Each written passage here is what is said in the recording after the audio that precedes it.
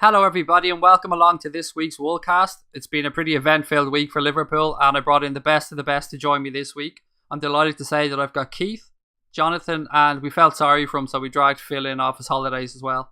Sorry about that, Phil. I know you're just back, buddy, but you got a job to do and all that. Absolutely. No, I'm glad to be here. I've missed it.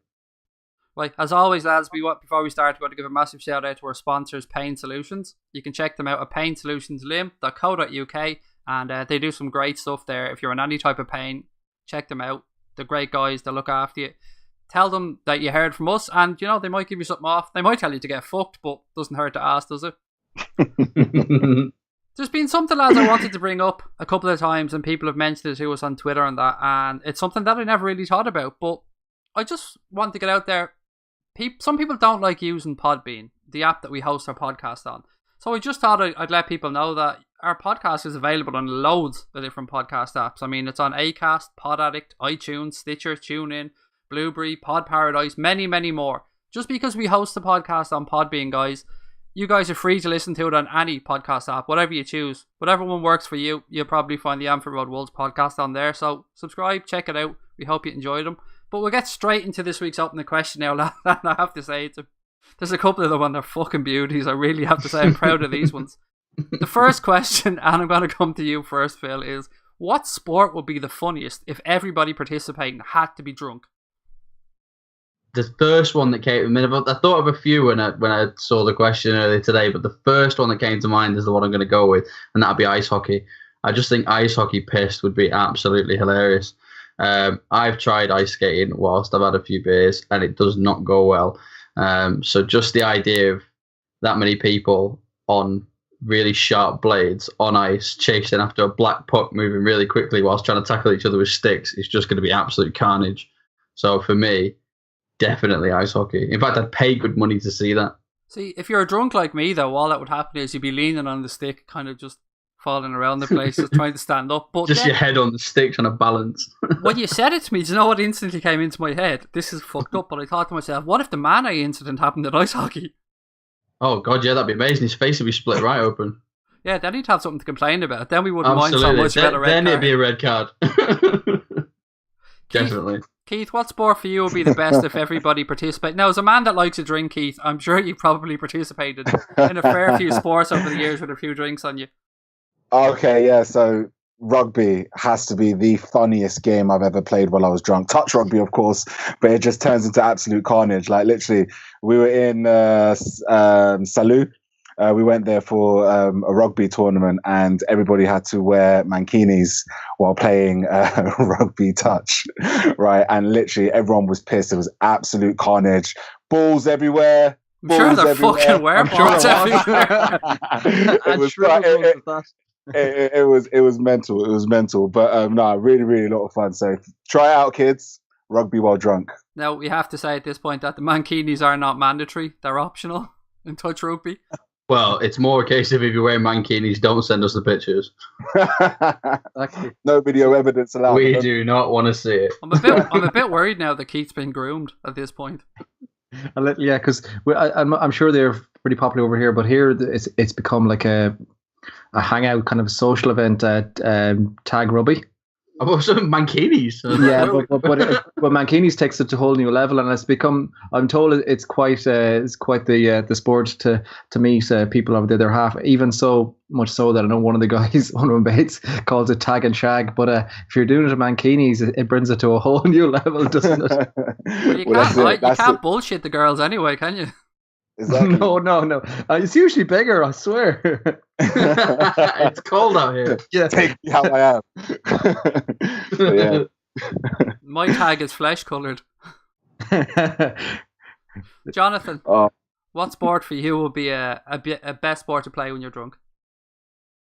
I will go for cross-country skiing. You know, it's what you see, especially on the Eurosport channels as well in the Winter Olympics, where they go. Is that with the gun now or without the gun?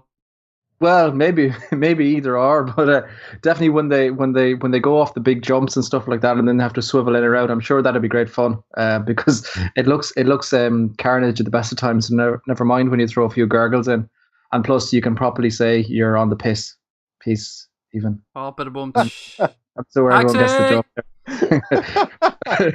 Phil is looking at me right now, see if he's going to kill me. I'm not sure if Don't mind was my joke. Phil fucking not went sure to if it's funny, Disneyland my when I was joke, or kids. Don't mind Phil. Yeah. I did doesn't not go to understand. Disneyland without my kids. It was just him and the childminder off to Disneyland for the week. Shh. My wife listens to the show. Stay with the au pair. Naughty. I gotta say though, Jonathan, those lads that do the ski jumping at your age in general, they're fucking lunatics. I don't know what goes through your head that says, you know what I want to do? I want to go down at 40 or 50 miles an hour and fly through the air on two pieces of wood. No, I think Jonathan's right. I think that'd be awesome drunk, because there's that moment when you're drunk, isn't there, where you think you can do anything. I've done it. Like, I tried to jump the canal, and I did this massive run up, and the whole run up I'm thinking I can do this. The second both feet left the ground, I went, this was a bad idea. And I got about halfway into canal before I jumped in and realised I had my wallet with my cash and my phone in my pocket. But I'm just imagining, can you imagine doing that as a ski jumper? You're going down that massive slope going, I could do this. You take off and just go, shit, I can't do this. How'd you land again? I could imagine Jonathan doing a triple 12. Absolutely, yeah. I'm going all out to 1.5. and just absolutely buckle myself off the crash bars in the bottom then as well. Face first. Slam. I'm okay, guys. I'm okay. You know what, Jonathan? I wouldn't mind seeing a game of hurling where everybody's locked. Yeah, that would be quite fun as well. All you need to do is go out onto a high street on a Friday night and you'll see loads of people hurling while drunk. Oh. Taxi for Phil. Taxi for Phil. Phil has just reached my level. High five. Oh, yeah. Right, lads, we'll get on to the second question, and this is a pretty obvious one. I mean, we've all thought about this many, many times, but if animals could talk, which one would be the rudest? So, Phil, we'll come to you again first. Which animal would be the rudest if they could talk? It's got to be a cat, hasn't it? It's got to be a cat. They're just arrogant little bastards. They just come in your house, eat, sleep where you want to sit, and then demand attention. And then, I don't know about your cat, but my cat used to claw me when it had enough. It'd come and kind of like nuzzle its head under my hand so I'd stroke it. And then when I'd have enough, it'd either bite me or claw my hand. So yeah, it's like the worst teenager you can have living in your house. They just come in, make a mess, eat your shit, treat you like crap, and then go out. So it would definitely be a cat. I think it still wouldn't talk to you out of choice. Yeah, they're little pricks, aren't they? They just blank you. Yeah, I'm a dog person, so I'm totally on board with slagging off cats. I hate cats as well, so I'll join that. I love cats. Amazing. I've got 2 cats. Shout out Paolo, shout out Liz. They'll be listening tonight. So, the only 2 listeners. No, we've got Phil's wife as well. Okay, fair enough. And he's au pair. No, she's just subscribed. She doesn't listen. She just downloads them and deletes them. She definitely doesn't listen. Keith, you seem to be a bit of a Dr. Dolittle, so you probably talked to a few animals over the years, but which one's the rudest? Yeah, I'm a bit weird like that. You know, look, I'll see dogs having interactions with one another, and I'll just like imagine the conversation. I'll be telling my missus, I'll be like, look. And I'll be doing voiceovers like, yeah, brother, I pissed it, and what? And you see the other dog looking at him like, yeah, I see you. And then they just watch each other. They don't bark, they just watch. So I'm a weirdo like that. I like making these kind of like scenarios happen with animals. Therefore, the one that I think would be the rudest would be a London street pigeon. Oh, that's a show. That's a good show. The ones that don't fucking move. And the ones they don't move. They walk up to you like, you're a tourist in London. Give me food now. Do you know how this works? They are rough pigeons in London. Like when you run towards a pigeon and pretend to kick it so it flies away. In London, the pigeons kick you back. They just fly around and be like, huh? Say, come again? You know what I mean? Like they don't business, and they will eat anything and everything. You know, they live a hard life in London. You know, pollution, people kicking at them every single day. You know, all that type of stuff. You know, they try and hustle for every last crumb, and some of them are skinny as fuck. I need to ask you a serious question, Keith. We cannot brush past this. How often do you do voiceovers of conversations of animals?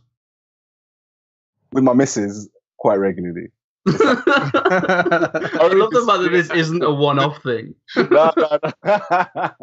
Trust me, I do it in front of her all the time. She thinks I'm mad, but she laughs. I think she might be right. We don't. It's normal. We found our very own Robin Williams here. Get a good laugh. But yeah, that's mine. Street pigeons. That's an absolute, I have to say, that's a belter of an answer, and it's That's a great show. Jonathan, beat that.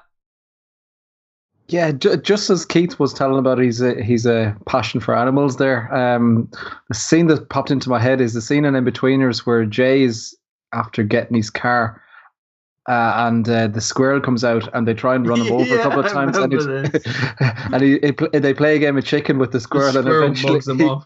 he mugs them off a couple of times. You have Neil going, he's properly mugged you off, and then he just reverses back and absolutely demolishes them. And that's just come into my head there for some reason. But I'm going to go playing boring. I'm just going to go with dogs as the ones that be most fun when they talk, because like, just imagine them saying, "Ha ha, I'm after pissing all over you. Ha ha, I'm going to lick my balls in front of you here in front of you. I'm just going to hump your leg. You know, you're bringing over your friend who's good looking. I'm just going to grind your leg. Fair, you know, there's so much fun you can have here." I was going to say it's about what we consider rude. I mean, are we judging rude by human standard? Because I consider it pretty rude if you just walk up to somebody and say, "Nice to meet you," turn around so I can sniff your ass. I don't think that'd go down particularly. Is that why I'm getting strange looks? I do that all the time. I think so, mate. Your pickup lines just aren't working. Let me sniff your ass. Did you just fart because you've blown me away? Come here, I'll show you where I pissed. That's pretty much what my dog does. He comes in and goes, "I think someone left something out there for you." Dear. I think we could have a podcast on this type of stuff all day long. But yeah. Doesn't say much for our IT levels, does it? No, we're dumb as fuck. Let's call a spade here. We dress it up and we pretend we're intelligent here talking about football every week, but this is the stuff we really want to talk about. This is the stuff we actually talk about when we're not being recorded.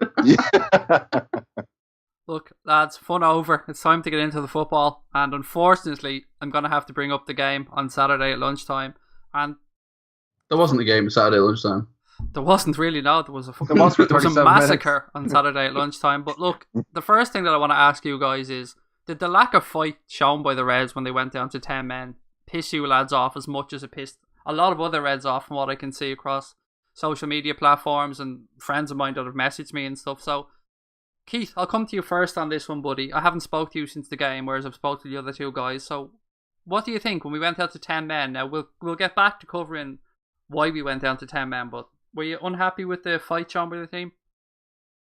Do you know what? I can understand why fans would be irate with the fact that we just kind of capitulated in the second half. You know, no one ever wants to see that. But the reality is, it was just the circumstances of the game, in my opinion. Liverpool were 1-0 down. They had momentum. They lost a player and they completely lost all momentum. Emotions ran high. Emotions ran through all the players, and you know, it kind of derailed Liverpool off their game plan. They got stung, you know, out of nowhere in the first 15 minutes, I think. No, first 20 minutes by Aguero's goal.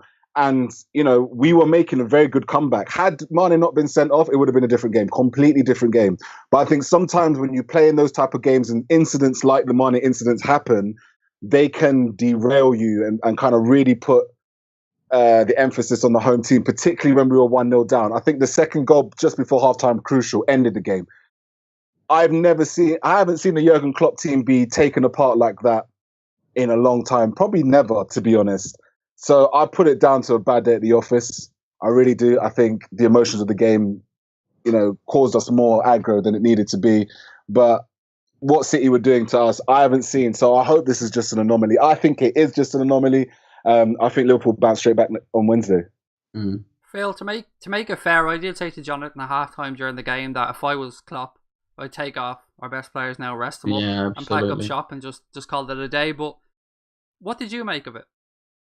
You know, I'm probably not as upset as some. I mean, don't get me wrong, I was fuming when it happened. But I'm probably not as... I mean, I've seen some ridiculous claims, some actually going as far as claiming that they want Klopp's head, which is just insane. I think we've made it abundantly clear, I certainly have, that I don't think there's a better manager in the world out there that I'd rather have at the moment, other than Jurgen Klopp at Liverpool Football Club. The idea of him not being there depresses me beyond all measure.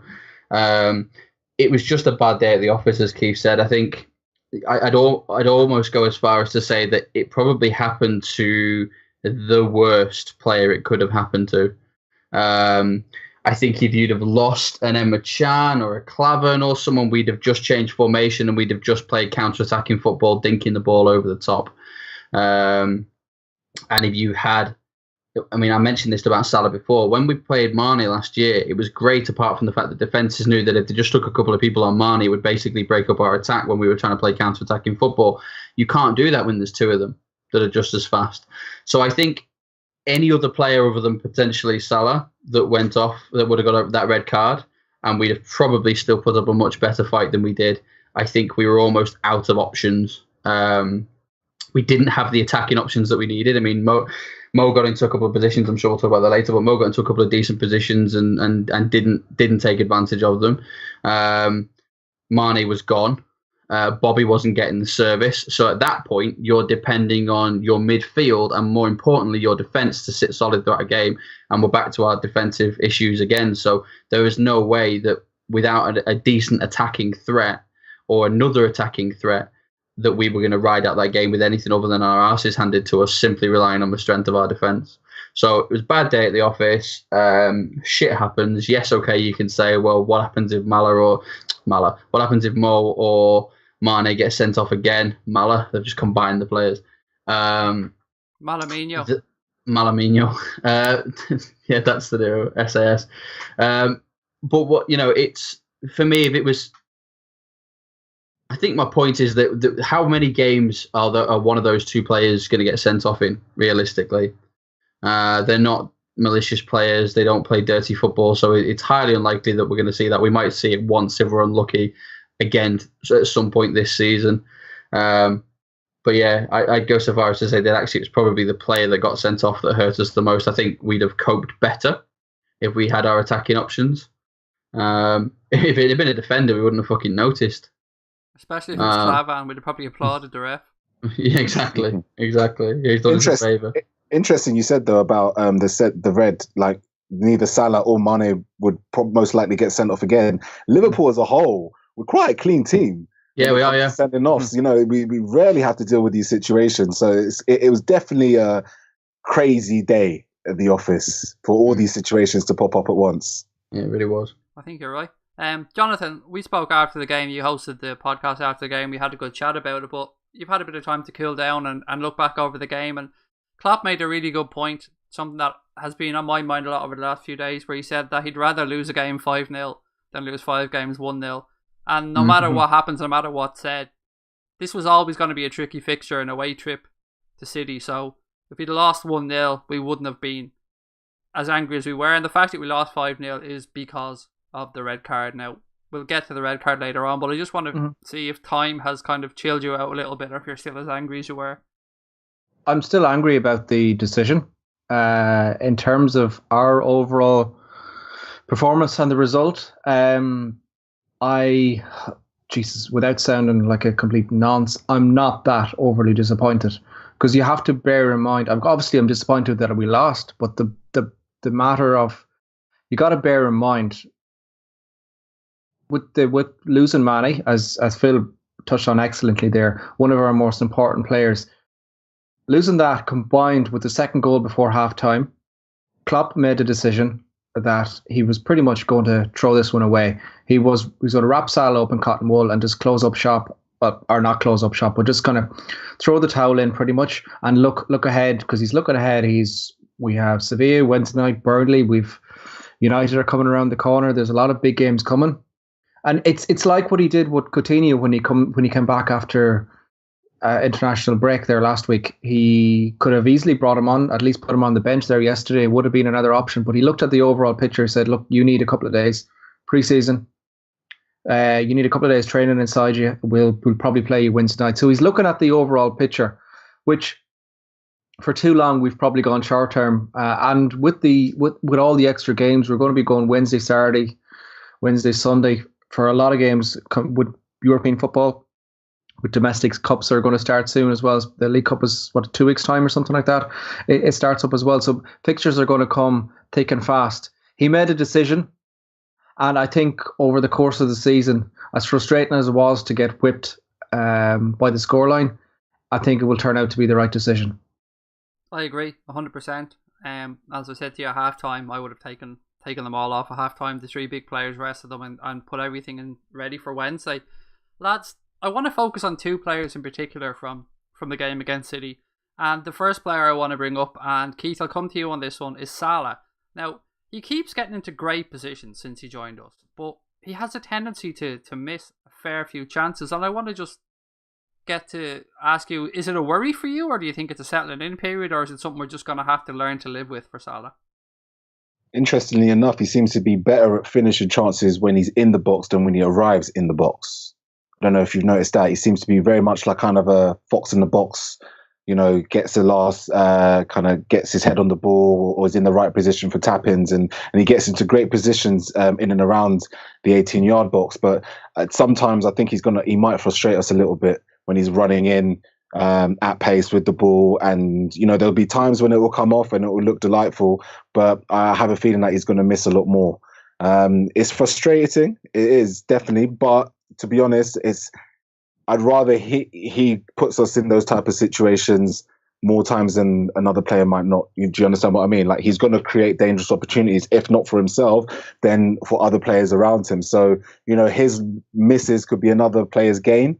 We hope that he irons it out a little bit more, but I have a feeling he's better in the box, fishing for scraps almost. He's a great finisher, but he's not very composed with the ball at his feet running into the good ball. I may complicate the situation. Apologies, listeners, but do you get what I'm trying to say?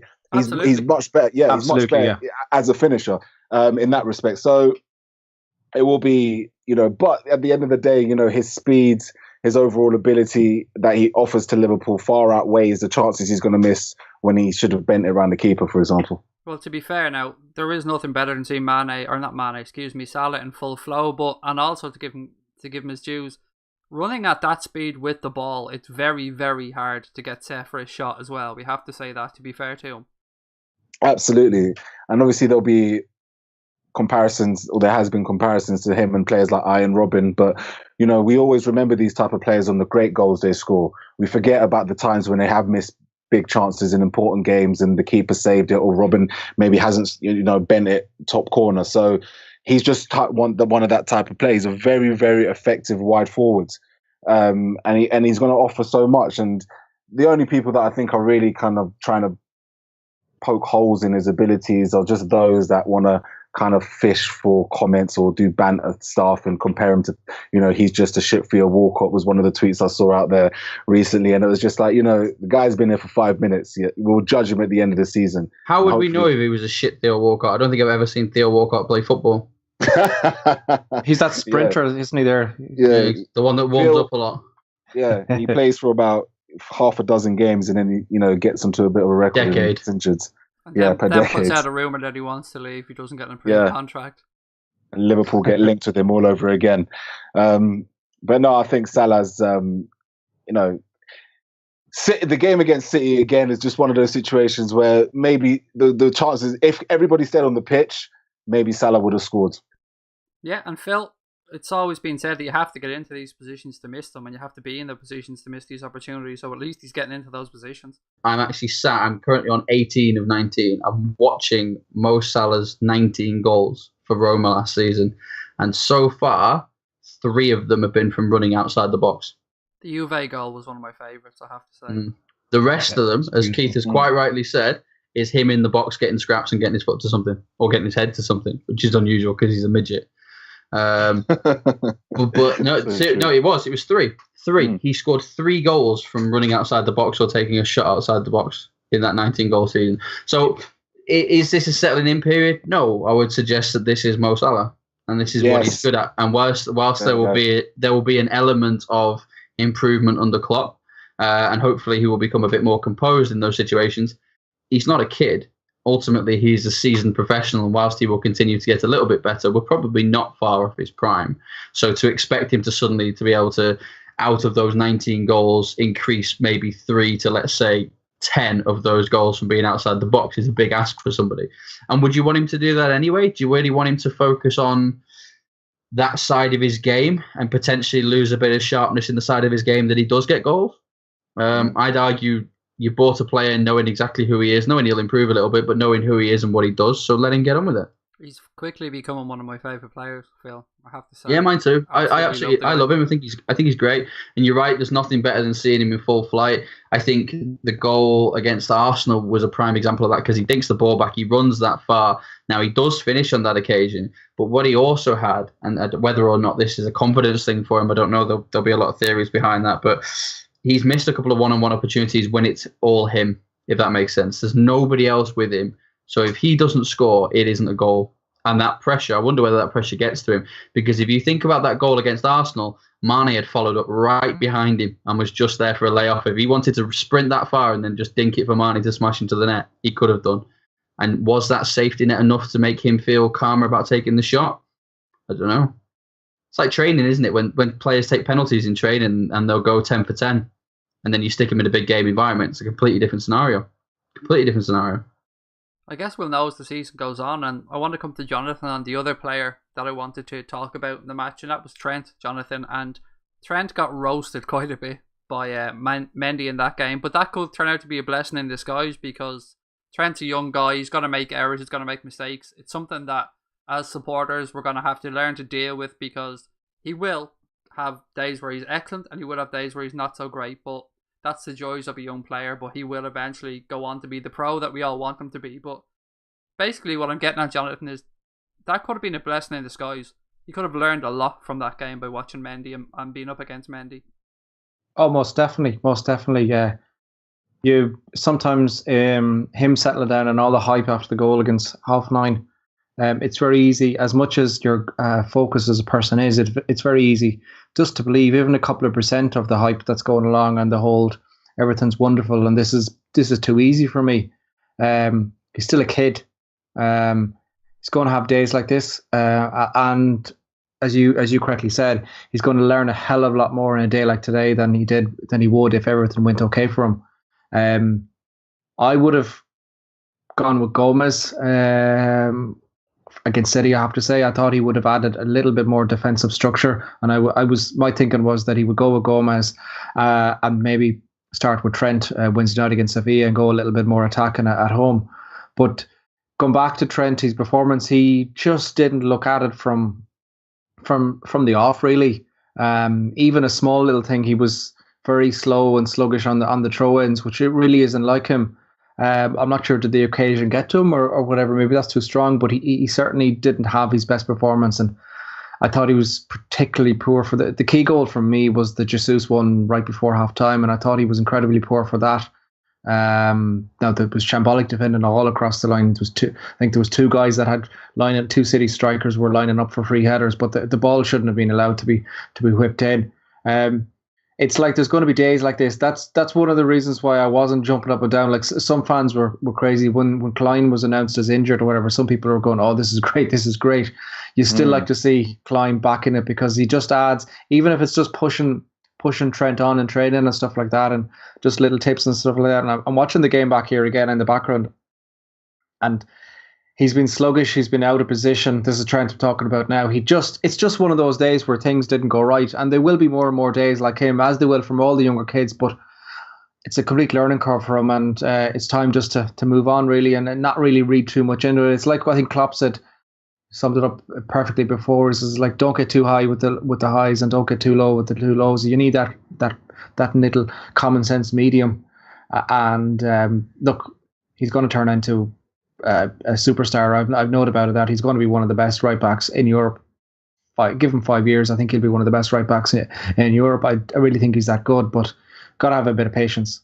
Absolutely. You don't know what you got until it's gone with Nathaniel Klein, to be fair. Exactly. Klein would have been, he has been our rock solid defensively in that wing-back position for a number of years.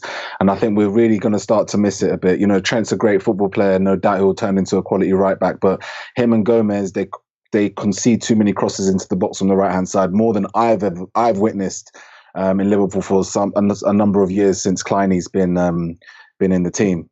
Yeah, you know what I mean? He was that steady 6 out of 7. I'm talking about from a defensive point of view. Yes, absolutely. He's huge restrictions in his game. I could think back to the Middlesbrough game. I was on the Kop on the left, kind of facing the left side of the goal, which is the right wing pretty much. And while it was 0-0 for ages, there's so many times Klein got the ball maybe 20 yards outside the penalty box. All that was needed for him was just to push on or even make a movement towards the left channel. He just kept tugging in and just playing backward passes. That's the huge restriction in his game. But the other side... He can't cross. He cannot cross. No, and sometimes he doesn't even want to go in positions, but defensively... His crosses are shocking, but you're right. He is a proper right back. He is more of your traditional right back, isn't he, than a modern day right back where you see them bombing on down the wing. He's not that player. No, you go back, not even that long, 5-6 years before the whole modern full back thing has to be bombing on. Now a full back is just pretty much a glorified winger, really.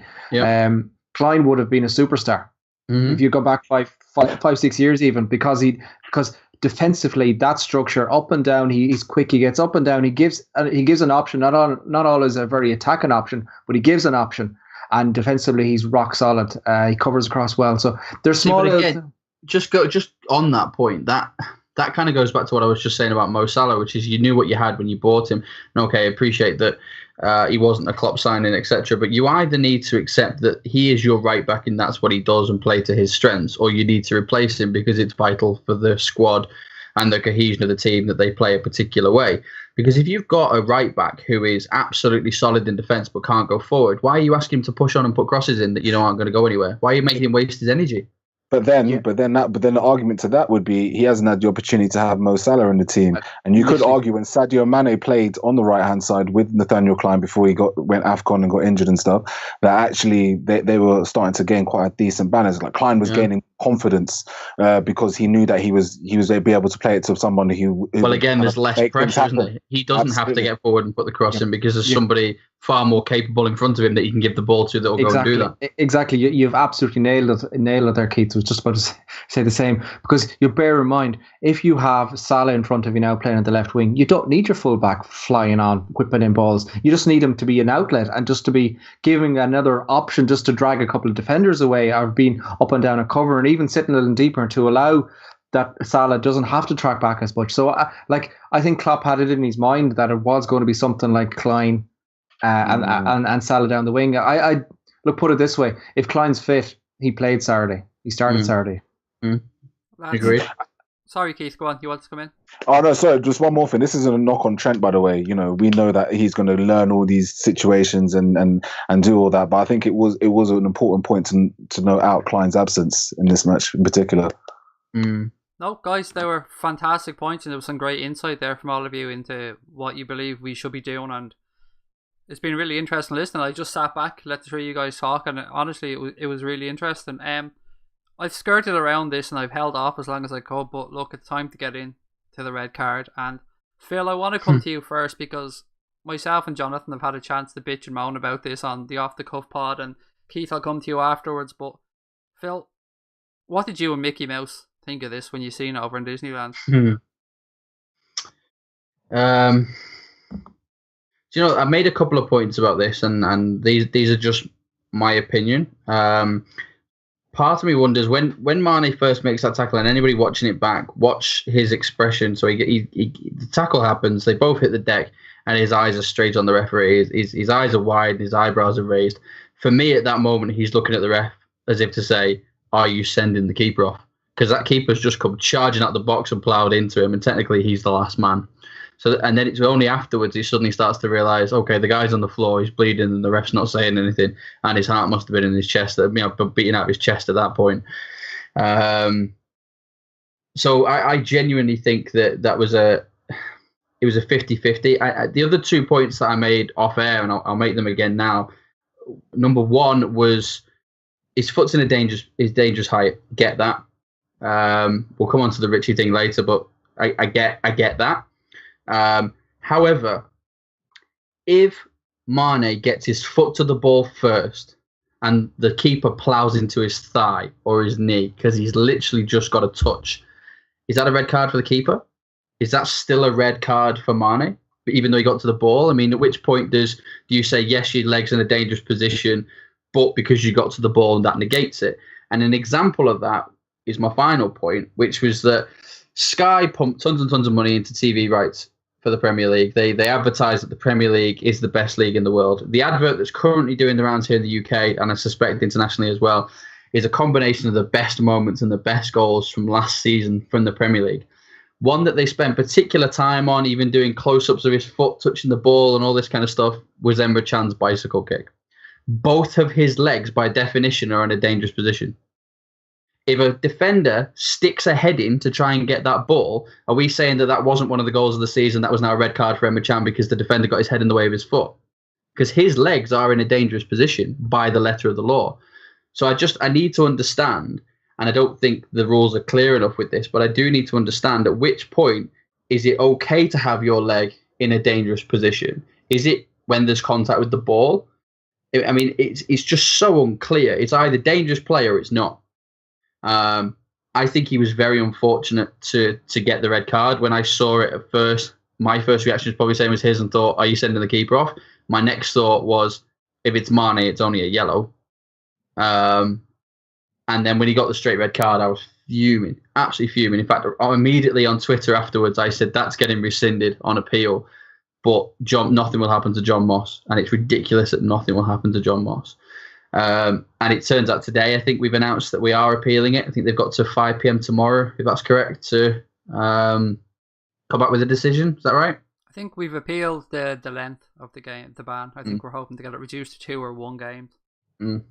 Keith, we've seen the other extreme of this not 24 hours later, and I said this to Jonathan at the time of the Off the Cuff. I said, you're going to see this 20 times up and down the season, but sure as hell, 24 hours later in the Newcastle-Swansea game, we seen Richie put a high foot up against Alfie Mawson, and in fairness to the defender at Swansea, he made nothing of it, and fair play to him. He could have went down, he could have clutched his face, but it was a very, very similar challenge, and what happens? The ref goes and books him. And then Stephen Reid Winston Reid tonight does something similar as well. There's another high tackle that clips him on the back of the head, and it's no card.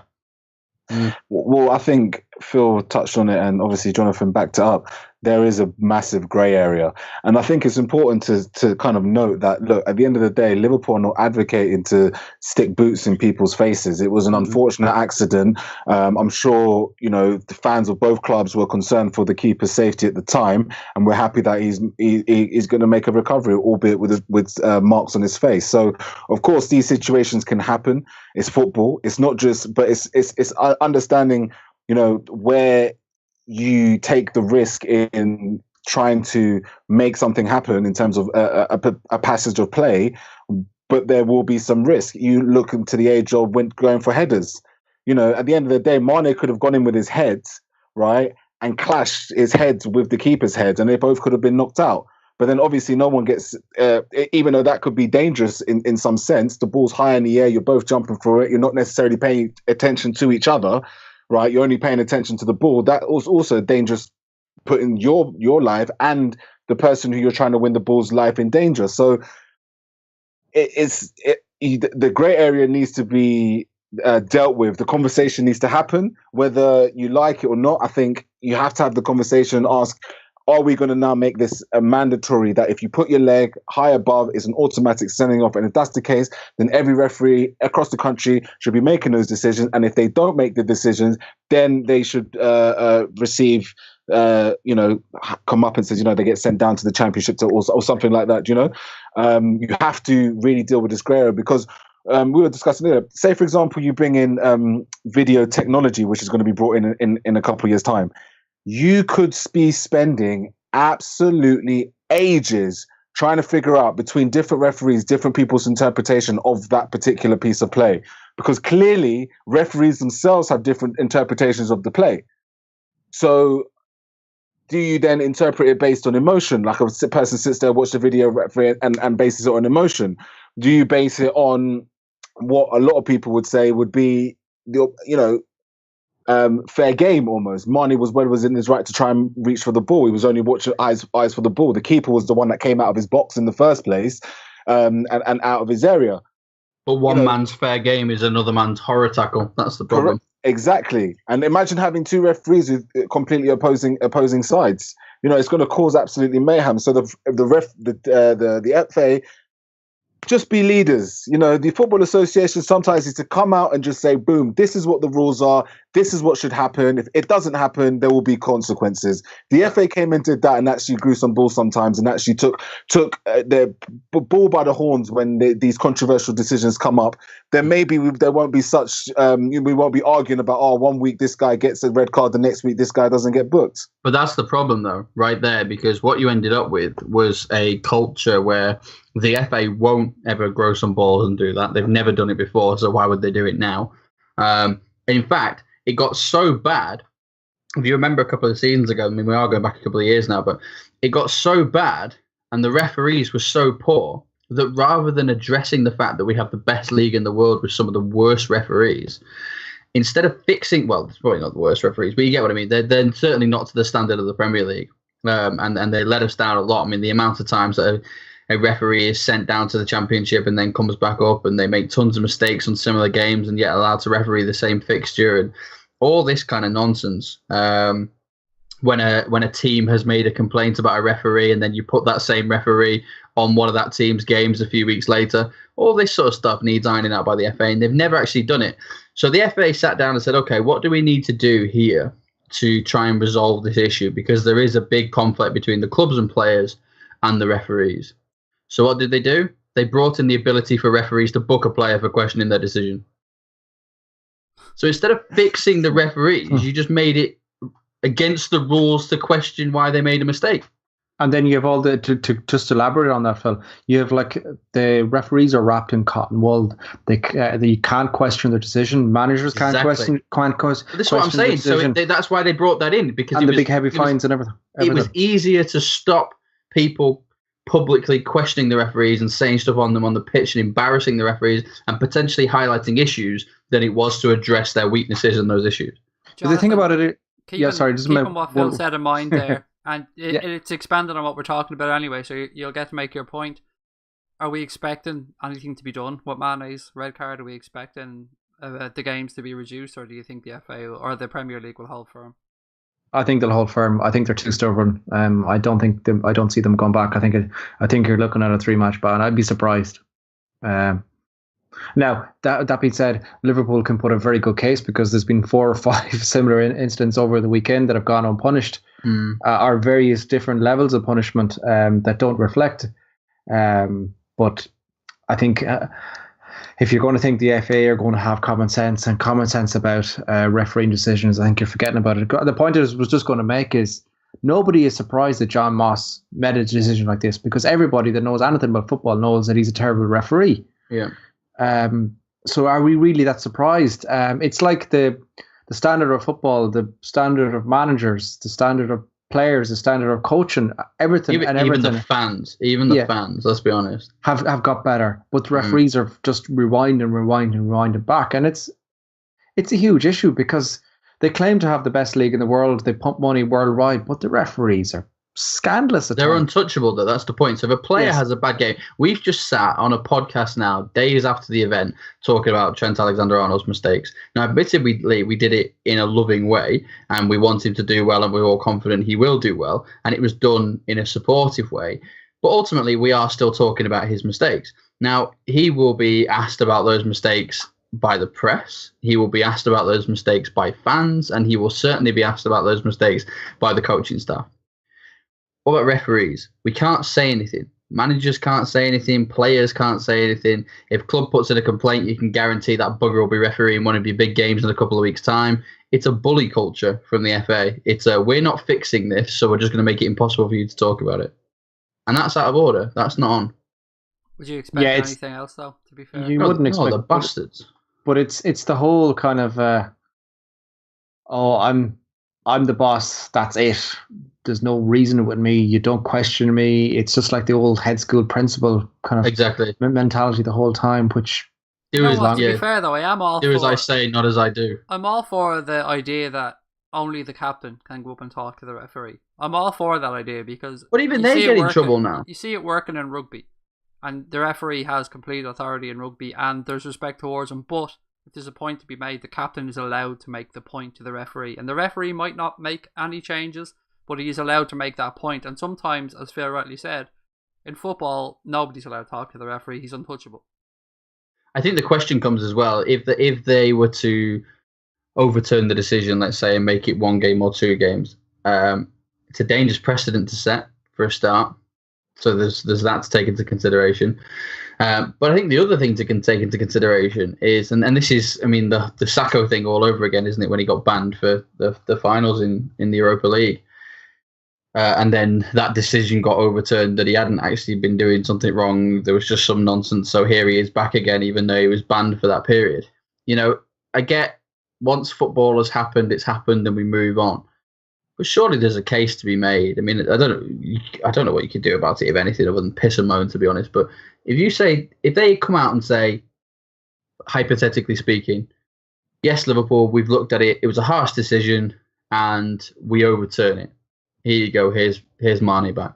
Yes, okay, we're looking at the future. But shouldn't we then be entitled to say, well, hang on, that changed the course of the game completely. His wrong decision, the decision that you've just decided was wrong, has just changed the course of that game. So therefore, shouldn't we be allowed to replay the game? Now, that will never happen. I'm not naive in saying that, you know, it's a FIFA turn it off, restart it, and do it again. But, I mean, look at the final, for example, in the Europa League. We missed Sacco massively in that game and the games leading up to it. Massively, because he'd received a drugs ban that then turned out, oh, no, it wasn't off the list after all. Sorry about that.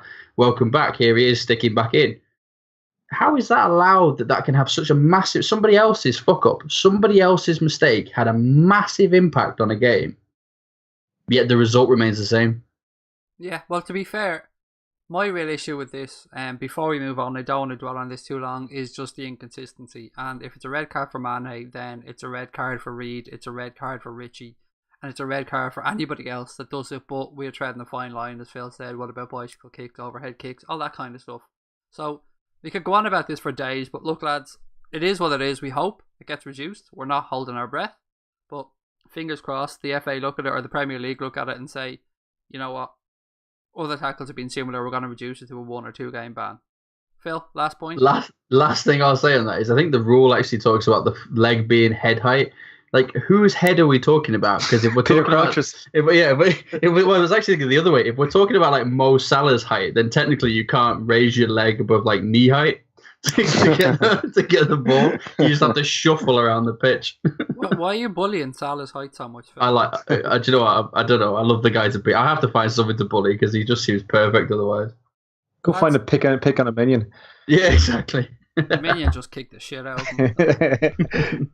Lads, I want to look ahead to Wednesday, but before I do so, we've got listeners from all over the world, and we've got many, many, many friends in the United States, and down around Florida and in the south of America, they've suffered a really, really bad hurricane, as we all know, Hurricane Irma, and we just want to send love out to all our friends down there and all our listeners and their friends in the supporters clubs in Orlando, Tampa Bay, Atlanta, Jacksonville, everybody out around that way. We hope you're all safe. We send love your way, and we hope that you guys get back to where you should be soon.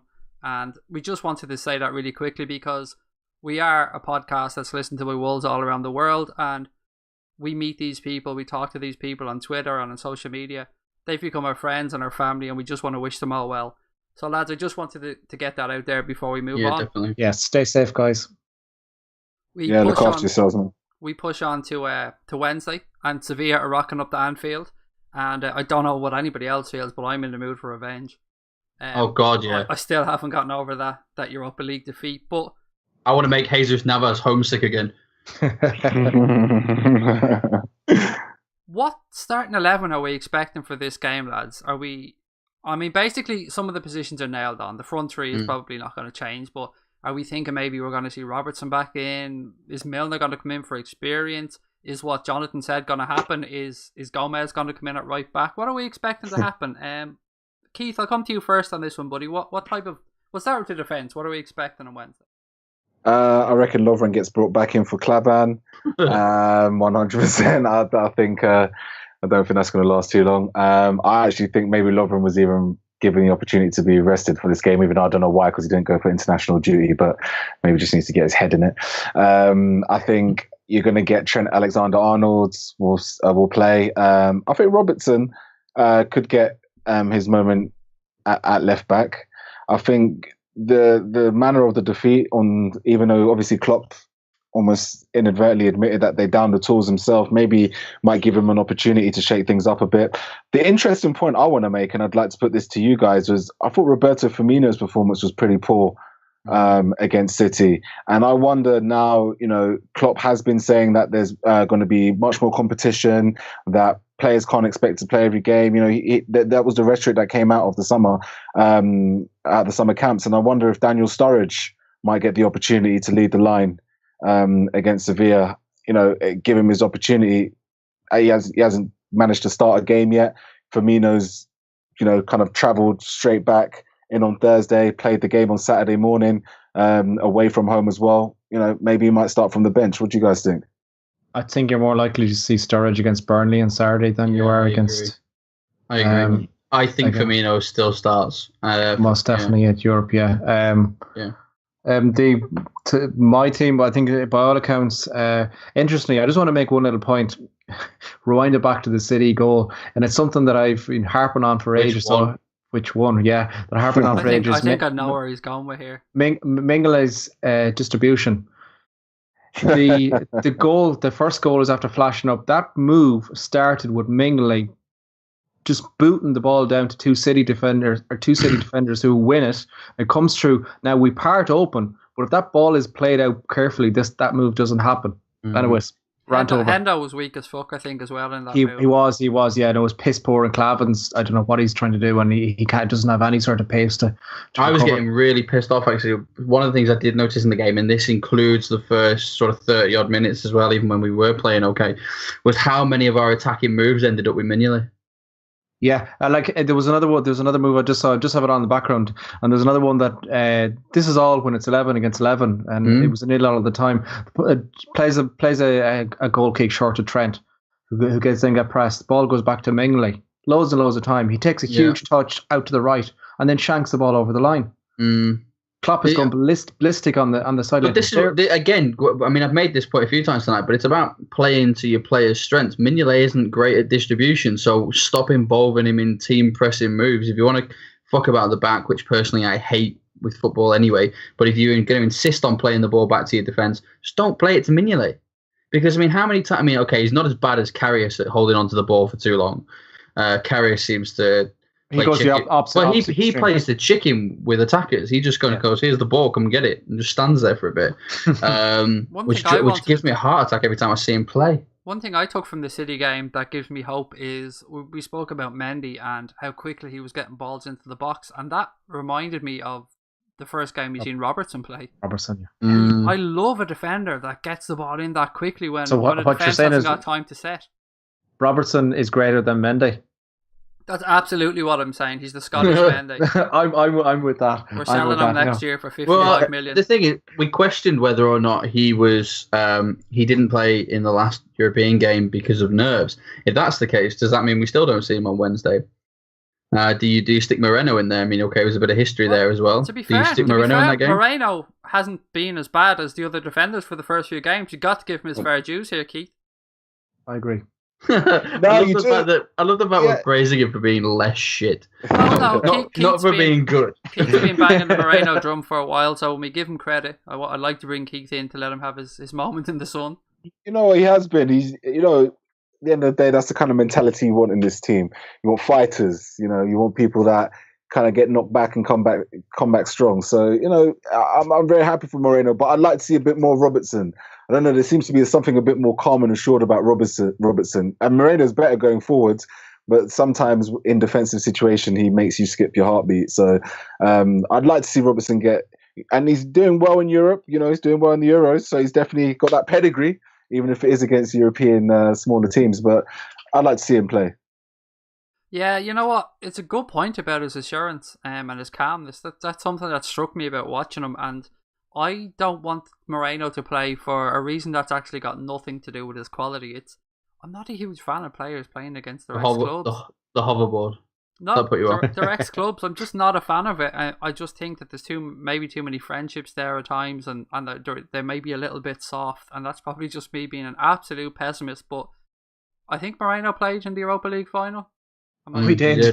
And I think he get that brain fart. That he brain was. fart just after half time. I was going to say he was on the pitch. I mean, whether or not Do he you not can remember say that, much more that than tweet, that tweet from Carragher after the game, and he was well oiled at this stage. that. He and don't he's play like, for them anymore. He's like, Jurgen, transfer committee, FSG, anyone, please sign a fucking left back. Right, so lads, look, real quick. We're all happy Mignolet is going to goal.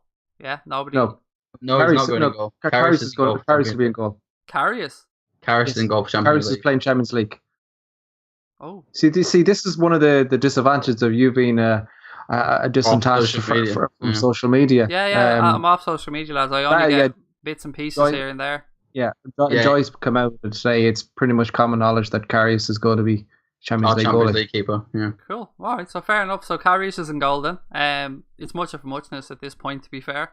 So Karius is in goal. Are we saying that we're going to get Trent at right back?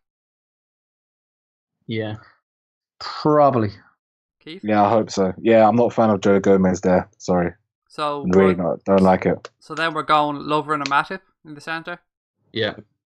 And we hope for Robertson. I'm going Moreno. I'm going Robertson. I'm going Robertson, but think it'll be Moreno.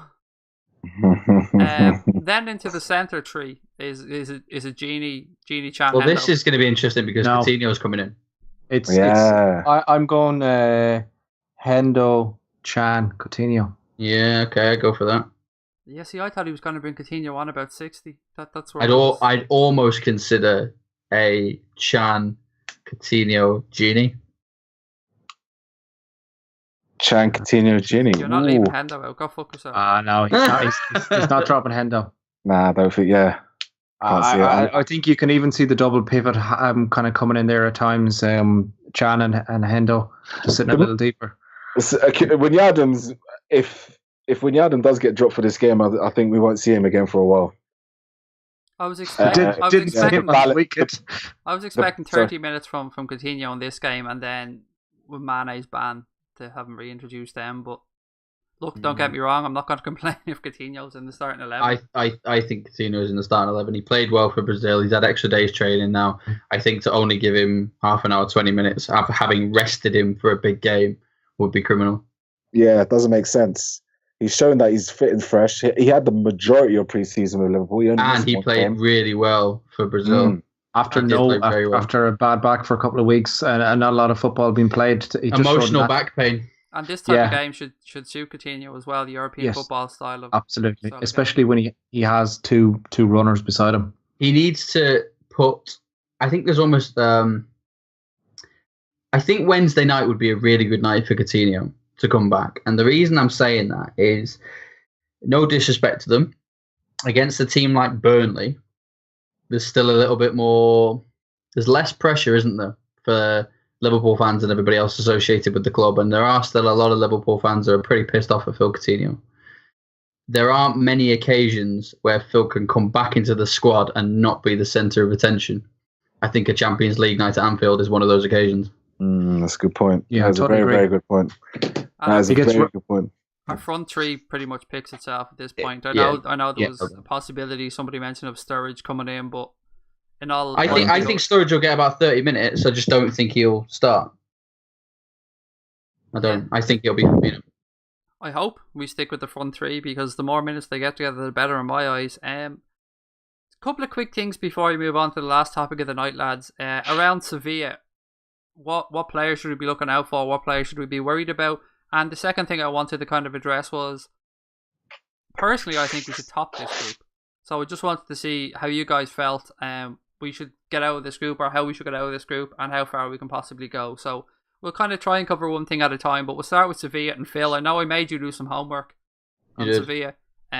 So who should we be looking out for? Who are the danger players?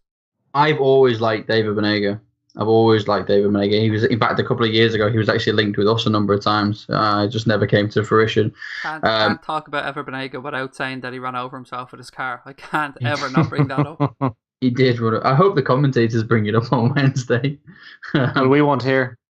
Well, we'll see when we get back. I don't know about you guys. I record everything and go back and watch it anyway. Jesus Navas has obviously gone back. Yes, okay. I mean, what is he, 31, 32 now? but he's still a decent player. He's not the player he once was, but he's still a decent player. Look, they're a decent outfit. Steven Nzonzi, a couple of other players in there, got a decent young striker up top as well. But they are, Craig, we made the point before we went on air, they're not as strong as the team that beat us in the final. No, not by a long way. They're nowhere near as strong, yet we are much stronger. So I'm looking forward to a good result. I think it's a perfect opportunity to bounce back. I think there was a lot of people who, and I include Phil Coutinho in this, need to put on a performance to put a few things to bed. So there's a few players with a point to prove during that game. A little bit of revenge in there as well for what happened. I'm expecting a big night from the players and the fans. I think it's going to be a really exciting game to be at. I'm looking forward to being there. So for me, they're the players to watch out for. I think they can have a big impact, but I think we've got too much for them. Do you want me to cover whether or not I think we're going to finish top now, or do we want to come back to that? No, we'll come back to it in a second before we push on. I said my betting tip for this is Liverpool -1 for this game. If anyone wants to stick a few bob on, you can blame me if it doesn't come in. But look, I'm going to stick my neck out. Go Liverpool -1 because I think he's saying blame him, but he's not on social media anymore. So what he actually means is shout at us, and he won't see it. Yeah, tell Craig he's a boss. Absolutely, and if we do win by 2 or 3 goals, I want all the good comments sent on to me from the lads. There'll be none of those. Don't worry.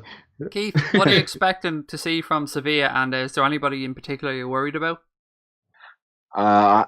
To be honest with you, I can't say I'm well versed in what Sevilla have been up to. I know they've had quite a lot of ins and outs this summer. The players they brought in like Nolito and Navas don't exactly strike fear into the hearts. And a centre back like Simon Kjaer, he's always come across as somebody that can succumb to the big occasion.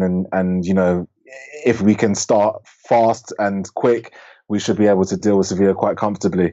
I just don't see it. I think we are like Phil alluded to, we are a stronger team, and I think there's a lot of players in our starting 11 that really do have a point to prove, as Phil said, because a lot of these guys have been harping about the big time, have been harping about playing for bigger teams. Well, here's your stage, Emre Can. I was just about to say Emre Can comes to mind straight away. It's like If all these rumours are true about wanting to make sure we qualify for the Champions League, and then Klopp's comments, which I still think were aimed at Emre Can about, players saying that they want to make sure we're in Europe, and him kind of saying, well, isn't that your job to help us get there? Those kind of comments. For me, that was aimed at Emre Can. So yeah, you're absolutely right. You want to be champions of Europe. You want to be playing in the Champions League. There's your stage, son. Set your platform. Put your money where your mouth is. Absolutely. The fear always becomes, will the defense let the offense down in the situation? We need Lovren and we need Matip to have cool, calm heads in this group. It's not going to be easy. We go as favourites, which is never really a tag. We don't play well as favourites. Yeah, we're not very comfortable with that tag. We fall apart as favourites. It's been so long since we've actually been favourites in many competitions and for the league and everything else. I think we've actually forgotten how to handle that. I mean, you look at the group, and if you were to translate it to Premier League terms, you're looking at someone like Sevilla, who would call almost like an Everton, Southampton type. You know what I mean? Won a few here and there, but always mid-table. You look at Spartak Moscow's Maribors. You're looking at teams equivalent to your West Broms or your Palaces in terms of how we approach those type of games and what they could do to us. It could be tricky away nights. 100%. I couldn't agree more with you. I get more nervous about West Brom and Palace games than I do about United and Arsenal games. I was jealous of Tottenham's group. That's the group I wanted. I wanted Spurs' group. I thought, being able to play, who was it they've got? They got Dortmund and... I don't think my heart could handle another Dortmund night. No. Madrid, I think it is. Hold up. Bayern Munich, Juventus. I can't, for some reason, I can't see it. I know that they've got Dortmund in the first game and they're at Wembley, so that's them fucked. That's it. It's Dortmund and Real Madrid. It's weird. They look forward to playing away so they can try and win. Yeah, Dortmund, Real Madrid, Spurs, and Apoel. I would have loved that group. I thought those would have been teams, Borussia Dortmund and Real Madrid, who would have come and played football against us. And I think we're pretty good at that. We played well against that, yeah. I was a little bit disappointed we didn't get one big name in our group, to be fair. Get out of it. I wouldn't worry about it. Jonathan, I got to come to you now, and I know you're just as much of a footballing geek as I am, and you watch an unhealthy amount of football as I do. And I was saying to Phil beforehand, I've actually watched a lot of Sevilla because they've been involved in a lot of bets I've had on over the last few months. And one player that they signed, actually, that is a player that was very highly rated for a long time, is Ganzo, and he's done very well for them. He has. I haven't watched a hell of a lot of him since he's moved to Sevilla. Sevilla, they seem to just, they remind me of a team that have just kind of deteriorated away the last couple of years. I remember back with Sevilla when Dani Alves was playing for them, and I think they won, there was a 2 Europa League at the time in a row, and they were an absolutely amazing team. Like, I remember Rafa did his damnedest to bring Alves to Liverpool there on the back of those 2 campaigns. They had some great players. They had Conor Playenka. They had who's that guy that's at Atletico now, the striker? No, obviously not Torres. Obviously not Griezmann. The other guy, I always forget his name. He's a French geezer. Destroyed us. Yeah, really, really hard working player. I can never remember his name. Yeah, I've got black as well, I have to say. But Kevin Gamero, that's the fella. There we go. Kevin Gamero, he was there as well. They had some great players over the years. It was an excellent team. They played some amazing counter-attack football. They were an absolute joy to watch. I think since you look at the landmark, the last time that kind of springs ahead is the final, and where I thought that we're very unlucky to lose that game. If Moreno doesn't have that brain fart just after half time, we win that game and we go on to push on.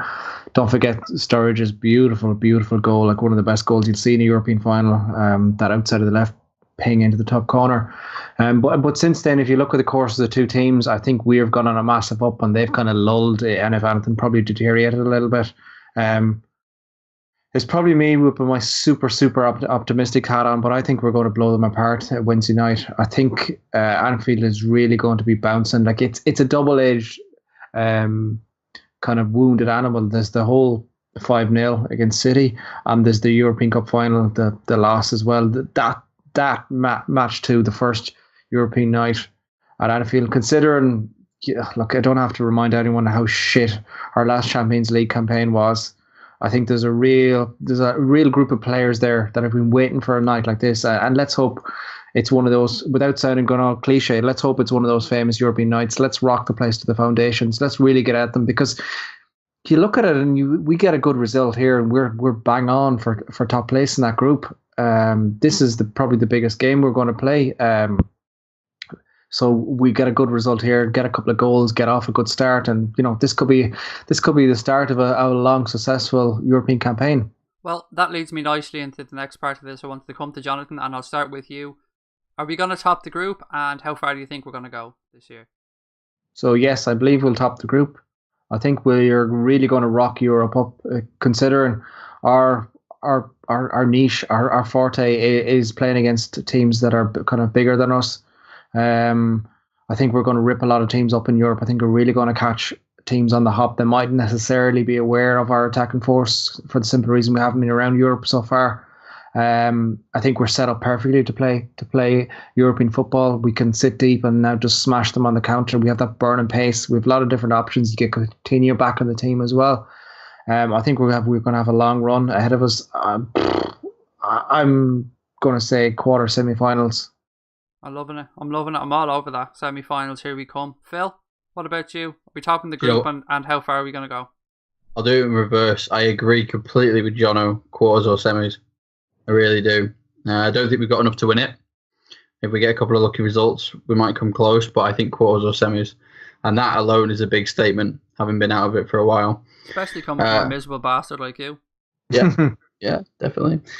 Here's my pessimistic side. I don't think we're going to top the group. I think we were talking about that group before, Spurs have got it. I'd almost say yes to that group. Because we play better. We're topping a group of Real Madrid now, are we? We play better. Do we play at Wembley as well? We don't play Wembley, thank God. We play better against bigger sides, so I think there will be a couple of stupid slip-ups in this group. And to be fair, if ever there was a player I wouldn't mind Mana kicking in the head of Sergio Ramos. Definitely. Oh, I'd love to watch that. Yeah, me too. No, definitely. Hopefully, going back to the very beginning, he's got those ice hockey blades on. That I'd definitely pay to watch. But no, I don't think we're going to top the group. And I think in typical Liverpool style, we'll go far, we'll do well, but we'll do it in the hardest possible way. It would not surprise me at all, Phil, for that to happen. Keith, last word on this with you? Agree with Phil, agree with Jonathan. But it comes with a caveat. I think it will affect our league form heavily. I reckon if we go on a Champions League run, I can see us finishing 6th, maybe 7th. Klopp has shown that he's known to let certain things slip for the greater glory. I think we've got all the tools to make it through the Champions League and really catch teams by the hop. The only issue is that I think there's going to be teams like Maribor and Spartak Moscow away. They're going to be tricky games. They're going to be they're going to be really up for it. Like, you got to consider, we are the 5 times European champions in this group. We are their big team. We wanted big teams. We are their big team. Exactly. Yeah. There's Maribor players must have been punching the air of joy when they got the opportunity to play Liverpool. You know what I mean? And same with Spartak. Must be how Everton feel every time there's a derby. Exactly. So there's definitely going to be a few slip-ups along the way, but once we get out of the group, I think we'll go on a nice run.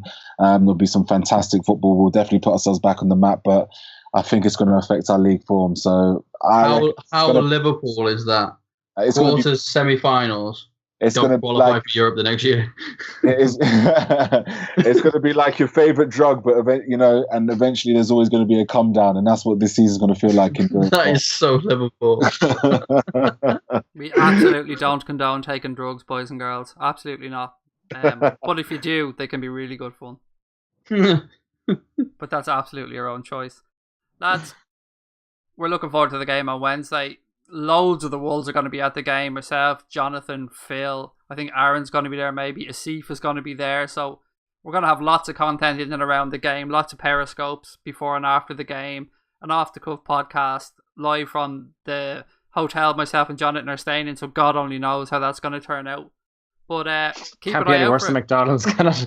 No, it'll be a little bit better than your fiasco in McDonald's where the miserable bastards wouldn't even buy a fucking Happy Meal. That still wrangles with me, lads, I gotta say. But look, we'll move on to the last topic of the night, and it's something that happened today, so it wasn't really in the agenda before it went out, but I felt for comedy value we have to cover it. So Palace went and sacked the War, which in itself is a shambles after 4 games, to be fair, but the real shambles comes with who they're looking at replacing him with.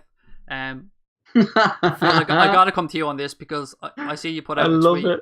You put out a tweet. Look, they're looking at replacing him with fucking Roy the Emu. Like, so anybody who thinks Hodgson is their saviour is just gone in my book. But Phil, you put out a tweet earlier on the account, on the Emperor Rules account, asking people for their favourite Hodgson moments, and I believe you got some belters. I have got some amazing answers. Just to go, before I go on to them about the Frank de Boer stuff, I read an article from a statement from the club from when they signed him to ask for patience from the fans because they were going on a footballing evolution journey. And then they fire him. Well, this dinosaur. But what gets me, that's exactly why that's hilarious. Because it's kind of like, look, we're going on a footballing journey. It's going to be a footballing evolution. So you fire the young Dutch manager and bringing somebody who never evolved, full stop. To be fair, Phil, this is one situation where we might condone drugs. Yeah, oh, definitely. Yeah, if you're a Palace fan, I don't know how you're surviving the season without it now. Good luck is all I'm going to say to you because you are in for some of the most boring football of your life. And excuses galore. But I did put out a message. I'm gonna read some of my favourites because they're still making me smile on my phone. As you said, I put a tweet out on the account to say, what was your favourite, either best or worst Roy Hodgson moment as either Liverpool or England manager? And the answers were phenomenal. The amount of people that just tweeted me and just said Paul Konchesky was unbelievable. Now I'm assuming that that's the worst rather than the best. Although then again, it could well be the best, given how shocking it was. Andy Wilson, so Willow LFC, said the post-England press conference where he just sat there and said, "I don't even know why I'm here." That's definitely got to be up there. Having a look at some of them now, but some of them are absolutely just phenomenal. The amount of loads of people have just said best moment was when he left. Someone said I don't think he was ever our manager. I blanked it out. There was some beautiful facial expressions as well along the way. Best memory was beating Chelsea, but he had no idea how. And apart from the rest, he was fucking awful. Giving the game to Iceland and standing there completely confused. One person sent me a GIF of him stood on the touchline. I'm going to share it on the Twitter account actually, so you can see it. But England are losing to Iceland, and he's just stood there looking around, looking completely perplexed. And then he sees himself on the big screen at the end, and suddenly starts to look like he's doing something. And it's that typical "my boss is watching me" moment. So he looks busy. So he even starts to do this thing where he strokes his chin like he's thinking about how to solve the game. I gotta say, there's something else I want you to put out on the Twitter account, and it's a picture that Jonathan sent to me earlier on of Roy Hodgson lookalike female. Getting some sun in on a sunbed, and Jonathan sent it to me and he said Roy's just getting one last bit of sun in before he takes the Palace job, and it's fucking brilliant. We'll definitely have to share that as well. But the other two main points that people discussed were Christian Poulsen and Joe Cole. Someone even mentioned what's his name? Milan Jovanovic. Mm-hmm. Oh, the best free signing of all time. He was amazing, wasn't he? Dark days. Jesus Christ. Dark we signed days. Joe Cole and we get rid of Yossi Benayoun. We got so excited about signing Joe Cole as well. I was so happy. He's here. We actually justified ourselves that he deserved the money. That's how deep it got. And wasn't Gerrard saying that he's doing some amazing stuff in training or something? Yeah. A tennis ball. Yeah, but you were comparing him to Christian Poulsen. He could kick a ball. That was amazing. Yeah. Did we have Morelos during that period as well? Was Raul Morelos around during that period? That would explain why he left. Suddenly that all makes sense. Roy was his manager. I had a soft spot for Morelos because he had a bit of a crazy mad bastard in him. Oh, he was nuts, wasn't he? But somebody else made a really valid point earlier today where they said, you know, it was a note on how to behave yourself, basically, because they were saying, obviously, Mamadou Sakho fucked about and managed to piss Jurgen Klopp off. Right now, he could be playing Champions League football, but he's about to go into a relegation fight with Roy Hodgson. So if there's ever a lesson, boys and girls, to fucking behave yourself. There it is. I put out a tweet earlier, and I think it summed a lot of people's views up. It was like, nothing will give me more pleasure to watch Y get a Palace relegated. That would just be it'll be amazing. Paradise, wouldn't it? Orgasmic. It'll be fantastic. Match made in heaven. I have to go left field here, lads. You're not going to say you like Roy, are you? I have to go left field here. Oh, so it could cost me a couple followers, and it could cost us a couple followers, but I've got to say it out loud. I actually think Roy Hodgson could do a decent job at Crystal Palace. Sorry, Keith, we're losing you there. Sorry, buddy. the line's very bad there. No, hear me out. We banter about Roy Hodgson's performances for top clubs, right? So for Liverpool, for Blackburn when they were in and around, still in that kind of conversation. You're going to quote the job he did at Fulham. Not just Fulham. I'd also point out to what he did with West Bromwich Albion before he became England manager as well. He's good at getting the best out of players at that level. And with his experiences that he's had with England and his experiences that we had with Liverpool, for better or for worse, you know, he's taken that down. He's a more experienced manager than he was when he was manager of West Brom and Fulham. Yeah, because he's like 100 years old. But he's got some decent players that kind of, you know, if structured well, can do a decent job. Palace tried to change the wheel to that they simply didn't have the players to do it. So now they've hired someone who was around when the wheel was invented. Yeah, and knows the blueprint of how to keep the wheel simple. And at this moment in time, I think Palace, that's probably what they're going to have to go back to. Going to have to go back to basics. They're not willing to invest in this, you know, way of how to developing football in the image of someone like Frank de Boer. They weren't willing to invest enough money into it. It's clearly obvious by their. I love you to pieces, Keith. You know I do, but I think you're talking complete bollocks. I think Roy is taking them down in flames. This is the manager that got Harry Kane to take corners in the European Championship. No, you got us to championship. Like, he got us there. He's able to work at that level, at the basic bare minimum of expectations. I can't see him getting relegated. I notice you're not calling for people to at you on this one, Keith, on Twitter. Yeah, feel free to just message Keith and let him know your thoughts. Remember the date. Roy Hodgson, if he becomes manager of Palace, will keep him up. No, we are saving this, and when they get relegated without a fight, without even a whimper, we're going to play this back to you. I'm ready. You know what, lads? I think we should have a little bet here. I think if Keith wins, he gets to pick something for Phil, a bit of a forfeit, and if Phil wins. Oh, I take that bet all day long because I'm winning. Are you up for it, Keith? I'm up for it. There you go. Hat Put trick. that in your calendars. Put it on your calendars. On that note. On the note of the Mancini forfeit. Lads, we'll leave it there for this week. But before we go, we have a little bit of housekeeping as always. The lads mentioned it there. If you're on Twitter, give us a follow. It's at the official ARW. Also on Facebook, the same name. If you guys are on YouTube, you listen to us on YouTube, or you're a fan of YouTube, check out the ARW YouTube channel. It's called ARW Now. And one thing that we haven't raised before, if you guys listen to us on the iTunes platform, leave us a review on there. Give us 5 stars. It helps other people find us. If you don't like us, don't leave a negative review because you can fuck right off. We only want positive reviews. But look, leave us a review, but only if you're saying what you want us to say. Only if it's good. Like, we'll tell you what to write in the review. We get enough abuse as it is. Yeah, so. Tweet us and we'll send you a review to post. Yeah, absolutely. We have pre-written ones if anybody wants them.